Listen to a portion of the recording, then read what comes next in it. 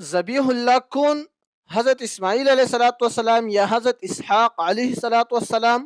قربانی کے موسم آتے ہی ہر کسی کی زبان پر یہی بات چل جاتی ہے کہ ذبیح اللہ حضرت اسماعیل ہے یا ذبیح اللہ حضرت اسحاق علیہ الصلاۃ والسلام ہے۔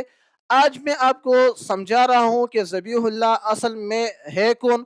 قرآن مجید کی ارشادات اس حوالے سے کیا ہے، اور قرآن مجید نے ان دونوں کے بارے میں کیا ارشاد فرمائی ہے، کیونکہ اس کا تعلق ہے قربانی سے، اسی لیے یہی بات چل جاتی ہے۔ قربانی سے تعلق اس کا یہ ہے کہ حضرت ابراہیم علیہ السلام نے خواب میں دیکھا کہ وہ اپنے بیٹے کو ذبح کر رہے تھے۔ جب وہ اپنے بیٹے کو ذبح کر رہے تھے تو پھر صبح ہوتے ہی اپنے بیٹے کو پریکٹیکلی طور پر لے کر جا کر اس کو ذبح کرنے کی کوشش کی، اور اسی کی بنیاد پر اللہ تعالیٰ نے ایک مینڈا بھیجا جنت سے۔ ابراہیم علیہ السلام نے اس کو ذبح کیا۔ اس کو ذبح کرنے کے بعد ہماری دین شریعت محمدی صلی اللہ علیہ وسلم نے عید آتے ہی قربانی کو مشروع فرمائی۔ اب بحث یہ ہے کہ اس میں دو قسم اقوال آپ کو ملتے ہیں۔ ایک قول یہ ہے کہ ذبیح اللہ حضرت اسماعیل ہے، دوسرا قول یہ ہے کہ ذبیح اللہ یہ حضرت اسحاق ہے۔ جب ہم نے قرآن سے پوچھا اور قرآن سے معلوم کرنے کی کوشش کی تو سورہ صافات آیات 100 سے لے کر 112 تک اللہ سبحانہ و تعالی نے ان دو بزرگوں کی تذکرہ فرمائی ہے اور مفصل طور پر بحث کی ہے۔ سب سے پہلے آیات 101 سے شروع ہوتی ہے۔ اللہ سبحانہ و تعالی فرماتے ہیں فبشرناہ بغلام حلیم، ہم نے ابراہیم علیہ السلام کو خوشخبری دی بغلام حلیم، ایک بردبار نوجوان لڑکے کی۔ اب اب آتے ہیں اس کے پیچھے۔ جب یہ بات چلتی ہے تو آیات 101 سے لے کر 111 تک انہی آیات کریمہ میں آپ کو ملے گا قربانی کا تذکرہ، جو میں نے پہلے آپ کو زبانی بتایا یہی قرآن مجید کی آیاتیں تھی۔ اس بیٹے نے اس کے ساتھ کیا مکالمہ کیا، اور حضرت ابراہیم علیہ السلام نے اس کے ساتھ کیا مکالمہ کیا۔ پھر اس کے بعد آیات نمبر 112 میں اللہ سبحانہ و تعالیٰ فرماتے ہیں وَبَشَّرْنَاهُ بِإِسْحَاقَ نَبِيًّا مِّنَ الصَّالِحِينَ، اور ہم نے ابراہیم علیہ السلام کو خوشخبری دی بِإِسْحَاقَ، حضرت اسحاق پر، نبی من الصالحین، اور وہ صالحین میں سے نبی ہیں۔ پھر جب قرآن مجید ہم نے کھول کر دیکھا تو قرآن مجید سورہ ہود آیات نمبر 171، آیات نمبر 171 کے اندر اللہ سبحانہ و تعالیٰ فرماتے ہیں جب اسحاق علیہ السلام کی خوشخبری اللہ سبحانہ و تعالیٰ ابراہیم کو دیتی ہے تو فرماتے ہیں وَمِن وَرَاءِ اسحاق یعقوب۔ اب اس سے آپ کے ذہن میں بات بالکل واضح ہو جائے گی کہ ذبیح اللہ کون ہے۔ اللہ سبحانہ و تعالیٰ نے فرمایا وَمِن وَرَاءِ اسحاق، اور یا اسحاق کے پیچھے آپ کو خوشخبری دیتا ہوں، کس کی؟ یعقوب، حضرت یعقوب علیہ السلام کی۔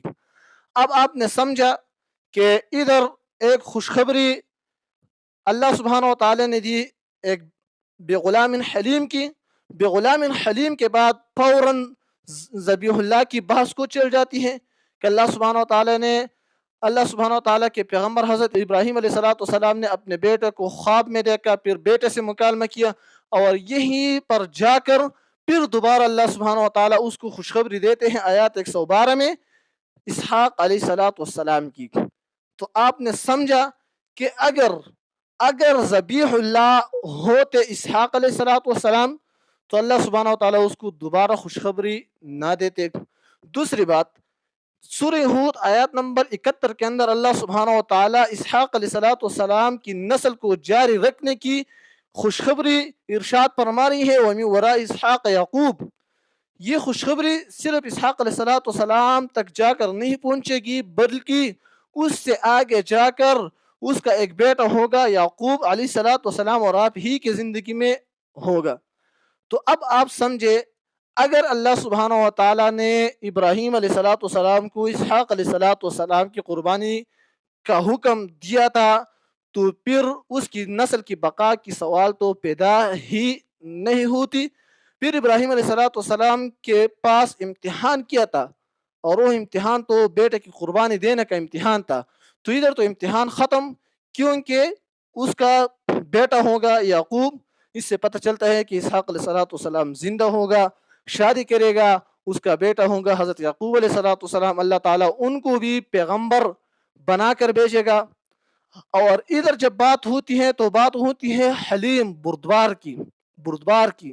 फिर बुधवार होने के बाद फौरन ज़बीह यानी ज़बह की बहस चल जाती है। तो पता चलता है कि ज़बीहुल्लाह हज़रत इब्राहीम अलैहिस्सलाम के बेटे इस्माईल अलैहिस्सलाम थे, ना कि हज़रत इसहाक़ अलैहिस्सलाम। दूसरी मैं एक हदीस आपको बताता हूँ, वो है हदीस नबी सल्लल्लाहु अलैहि वसल्लम की। नबी सल्लल्लाहु अलैहि वसल्लम फरमाते हैं कि मैं दो ज़बीहों का बेटा हूँ। एक ज़बीह कौन था? एक ज़बीह था हज़रत अब्दुल्ला नबी सल्लल्लाहु अलैहि वसल्लम की वालिद। नबी सल्लल्लाहु अलैहि वसल्लम की वालिद था अब्दुल्ला। अब्दुल मुतल्लिब ने उसको भी ज़ब्ह करने की कोशिश की थी। वो वाक़या आपको पता था, फिर वो बच निकला और उसने शादी की और इसी वजह से नबी सल्लल्लाहु अलैहि वसल्लम पैदा हुए हज़रत अब्दुल्ला से। दूसरा दूसरा कौन था? हज़रत इस्माईल, क्योंकि नबी सल्लल्लाहु अलैहि वसल्लम फरमाते हैं मैं दो ज़बीहों का बेटा हूँ। और नबी सल्लल्लाहु अलैहि वसल्लम किसकी नस्ब में आई थी? इस्माईल अलैहिस्सलाम की नस्ब में।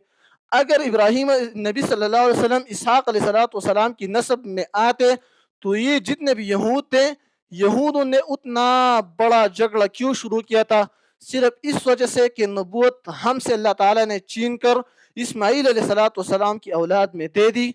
अगर हमारे औलाद में, हमारे नस्ल में इसहाक़ अलैहिस्सलाम की नस्ल में आई थी तो हम उसको बचश्म मानते थे और उसको पैगंबर तस्लीम करके उसकी मुआवनत भी करते।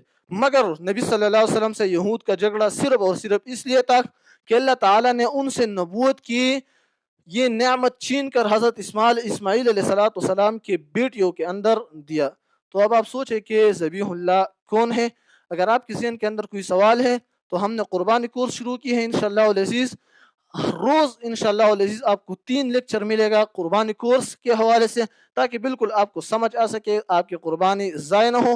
अगर आपके ज़हन के अंदर कोई सवाल है तो कमेंट सेक्शन में पूछें, ताकि हम आने वाली लेक्चर्स में उसका जवाब आपको दे सके। मिलते हैं नेक्स्ट लेक्चर में। अस्सलामु अलैकुम व रहमतुल्लाहि व बरकातुहू।